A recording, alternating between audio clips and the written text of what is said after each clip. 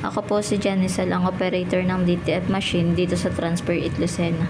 Nagamit po ito ng 6 na araw na may total na 110 total meters. Ito ang printer head area.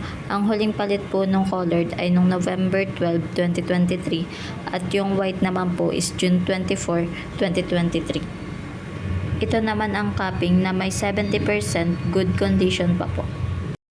Head clean.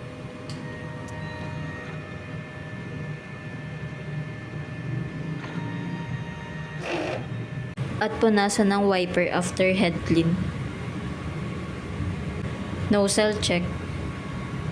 Ang ink system ay tama lang. Ang huling palit ng damper ay noong June 2023. Ang waste tank ay nalinis kanina. Ito naman po ang ground wire at AVR. Nandito yung stocks namin ng used, unused, at film. Ito ang nagamit naming white. 2 white. 4 na powder. Ito naman yung daily output namin. At ito ang printer checklist namin. Thank you po.